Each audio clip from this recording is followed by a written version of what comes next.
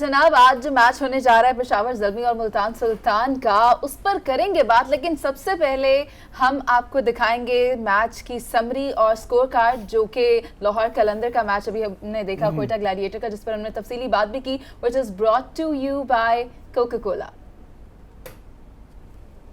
अच्छा जी, ये जो मैच समरी में आप देखें, सबसे इसमें जो इम्पोर्टेंट बातें हैं इरफान आप भी बताओगे साथ में, वो तो क्रिस गेल की इनिंग है कि क्रिस गेल ने बड़ी शानदार इनिंग खेली है और हम इंतजार ही कर रहे थे कि क्रिस गेल का बल्ला कब चलेगा। बड़े चौके छक्के उसने मारे। इसी तरह सरफराज बेहतर स्कोर कर गया। मोहम्मद नवाज हमने पहली बात की है, जैसे यहाँ पे नज़र भी आ रहा है कि मोहम्मद नवाज ने काफ़ी बेहतर किया। दूसरी इनिंग में कप्तान साहब सुहेल साहब बहुत अच्छा परफॉर्म नहीं कर पाए दोबारा। 20 रन शायद उन्होंने किए, 20 रन करके वो आउट हो गए। एक ही विकेट गिरी, लेकिन उसके बाद मोहम्मद हफीज़ ने और फ़खर जमान ने स्कोर पूरा कर दिया एक ही विकेट के ऊपर। और विकेटें अगर लेने की बात की जाए तो कल किसकी विकेटें आपको ज़्यादा बेहतर लगी हैं? हारिस रऊफ ने बहुत आउटस्टैंडिंग बॉलिंग की, बड़ी अच्छी गेंदें की। हाँ, 3 उन्होंने आउट किए। ओबियसली सेकंड इनिंग्स की जैसे हम बात कर रहे थे कल भी कि जो चेस करेगी टीम वो जीतेगी, क्योंकि ड्यू फैक्टर समहाउ आता जा रहा है और उसकी वजह से क्या हो रहा है कि चेस करना आसान हो रहा है, फिर बॉलर्स को सेकंड हाफ के अंदर गिव करने क्या किया जा सकता है इस पर पॉसिबिलिटी देखिए, सजेशन उनके माइंड में भी होनी चाहिए पीसीबी के कि शायद 1-2 घंटा मैच को अर्ली कर लिया जाए, पर्टिकुलरली जिस दिन आपका एक गेम है। जिस दिन 2 मैचेस है उस दिन तो चले मुश्किल हो जाता है, बट जिस दिन आपकी एक गेम है तो उसको कोशिश की जा सकती है। लास्ट टाइम भी ऐसे हुआ था कि 1 घंटा मैचेस को थोड़ा अर्ली कर दिया गया था। अच्छा, तो ये पॉसिबिलिटी जरूर उनकी कंसिडरेशन में होगी, अदरवाइज तो ये वन साइडेड मैचेस होते जाएंगे। लाहौर में आके और मुश्किल आएगी क्योंकि लाहौर में हमें पता है कि बहुत ज्यादा ड्यू हो रही है। जी बिल्कुल, कराची से ज्यादा जो है ना वो लाहौर में ड्यू का फैक्टर देखने को नजर आता है। तो होपफुली कि इस चीज को ओवरकम करने की कोशिश करेंगे, पीसीबी वाले भी सोचेंगे जरूर। आज का जो मैच खेला जाना है पेशावर ज़ल्मी और मुल्तान सुल्तान, उस पर बात करने से पहले एक दफा फिर बता दूं कि मैच समरी और स्कोर कार्ड जो अभी हमने स्क्रीन पर दिखाया था, that was brought to you by Coca Cola. तो बिलाल, आप मुझे ये बताएं कि अभी तक मैच एक मुल्तान सुल्तान भी खेल चुकी है, एक पेशावर ज़ल्मी भी खेल चुकी है, लेकिन दोनों में से फातेह कोई भी नहीं ठहरी। तो आज जो मैच होने जा रहा है उसमें क्या स्ट्रैटेजी अपनाई जाएगी दोनों टीमों की जानिब से कि वो अच्छा परफॉर्म कर सकें? देखें, पेशावर ज़ल्मी ने भी अपना पहला मैच जो है ना वो वैसा नहीं खेला कि जैसा वो मानी जाती है कि क्रिकेट खेलती है वैसे। और मुल्तान सुल्तान में हमें नज़र आया कि अगर एक स्पिनर, मुझे ऐसा लगा कि एक स्पिनर उन्होंने कम खिलाया, क्योंकि अगर शाहिद अफरीदी के साथ अगर कोई दूसरा स्पिनर, इमरान ताहिर जैसे एक्सपीरियंस बॉलर है, वो अगर होते तो शायद मैच का रिजल्ट डिफरेंट होता।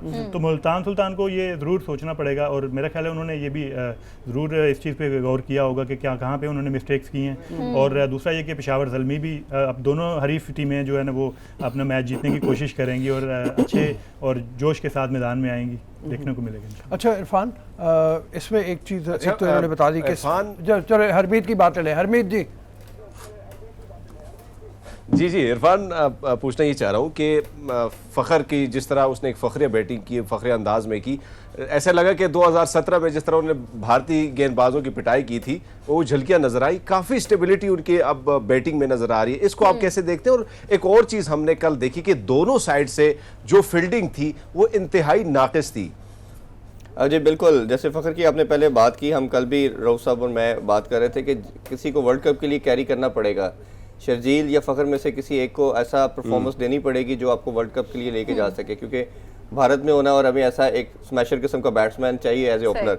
और दूसरी तरफ फील्डिंग की बात रही, हमने T20 कप के अंदर भी बिलाल ने भी देखा होगा कि वो फील्डिंग का स्टैंडर्ड काफ़ी नीचे था, बट अभी जो सीरीज कायदम ट्रॉफी उसमें बेहतर था काफ़ी फील्डिंग का स्टैंडर्ड। तो ओबियसली पीसीबी टीम, तमाम मैनेजमेंट इस पे काम कर रही है और T20 फॉर्मेट के अंदर तो अगर आपकी फील्डिंग ठीक नहीं है तो दोबारा आपके पास वापसी का चांस नहीं रहता। जैसे गेल को कल चांसेस मिल गए थे और वो तो ऐसा प्लेयर है कि सिंगल हैंडली अवे कर देता है अपनी गेम को।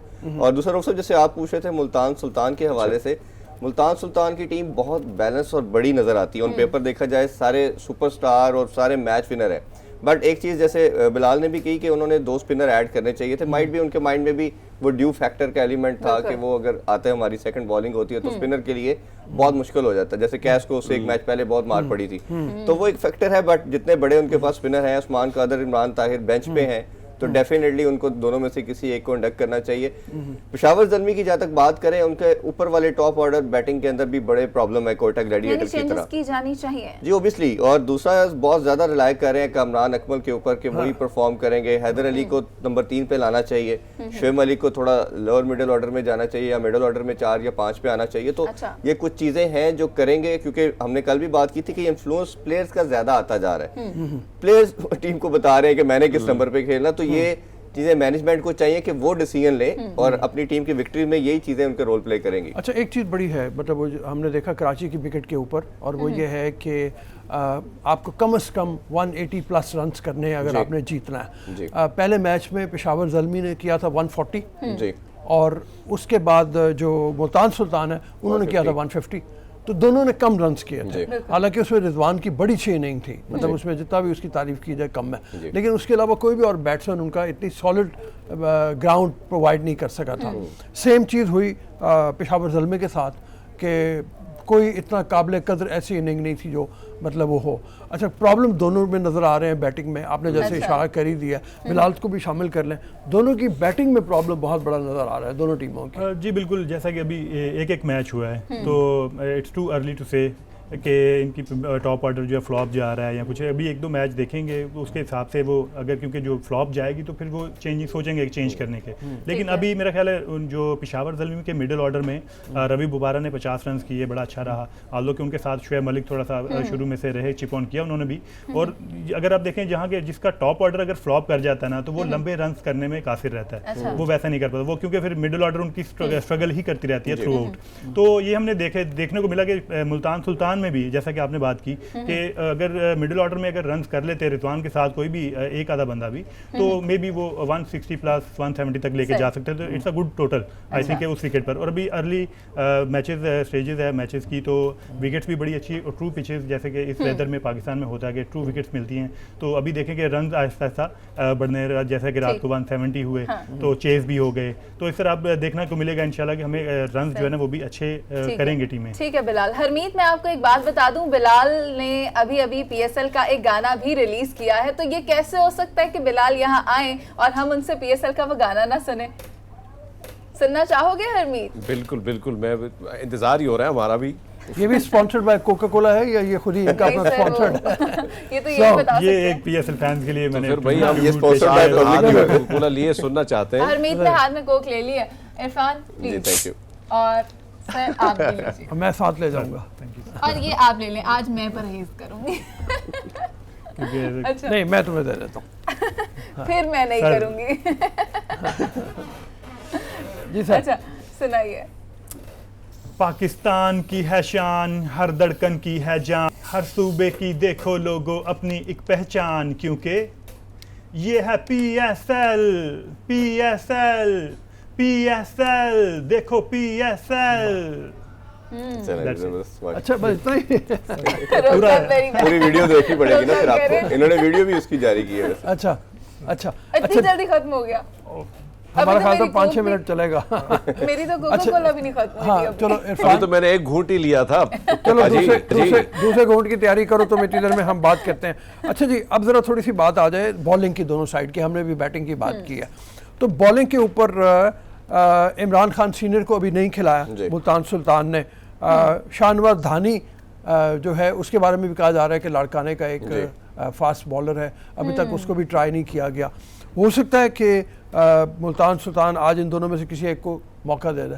इमरान खान सीनियर मेरा ख्याल है बड़ा एक सीजन बॉलर है और टेस्ट क्रिकेटर भी है, और बड़ी उसकी T20 कप के अंदर भी बड़ी आउटस्टैंडिंग बॉलिंग की है उन्होंने, और पीछे डोमेस्टिक में कंटिन्यूसली वो परफॉर्म करते आ रहे हैं। तो मेरा ख्याल है कि एक सीनियर प्रो आपको चाहिए बॉलिंग के अंदर, क्योंकि बॉलिंग में आपको सफर कर रही है। प्लस आपको जैसे हमने बात की कि एक स्पिनर भी ऐड करना चाहिए, और फिर इस तरह कम्बिनेशन बनने में थोड़ा टाइम लगेगा। अभी जैसे बिलाल ने भी कहा कि अभी इनिशियल स्टेजेस हैं, 2-3-4 मैचेस के बाद उनको नजर आएंगी अपने लूप होल, जो डेफिशिएंसीज होंगी फिर उसको एड्रेस किया जाएगा। तो 2-3 लगते हैं, बट कुछ चीज़ें फिर भी हमें ऑब्वियसली नजर आ रही हैं कि जो सीजन लोग हैं उनको पहले अपॉर्चुनिटी देनी चाहिए ताकि वो अपना मार्क। आखिरी क्विक सा क्वेश्चन एक आसिफ, वो ये है कि मोहम्मद इरफान की जगह नहीं बनी अभी तक, कोई एंड हो गया, उसका खात्मा हो गया, करियर का या भी मौका बन जाएगा नहीं उसका? बिल्कुल, क्योंकि वो पेशावर ज़ल्मी में आप देखें कि उनका जो फास्ट बॉलिंग का स्लॉट है वो बहुत मजबूत है, तो ठीक उसमें है। उन्होंने ऐड किया कि दो यानी इन्हें ऑलराउंडर। वक्त दे दिया। बहुत शुक्रिया बिलाल कि आप यहाँ आए, आपने वक्त दिया। और इरफान, आपको तो हम हर रोज ही मदु करते रहेंगे। अभी के लिए हम लेते हैं पब्लिक से इजाजत, तो दोबारा हाजिर होंगे कल इंशाल्लाह और करेंगे मैचेस पर बात। इसके अलावा दीगर मौज़ूआत भी होंगे। अभी के लिए अल्लाह हाफ़िज़।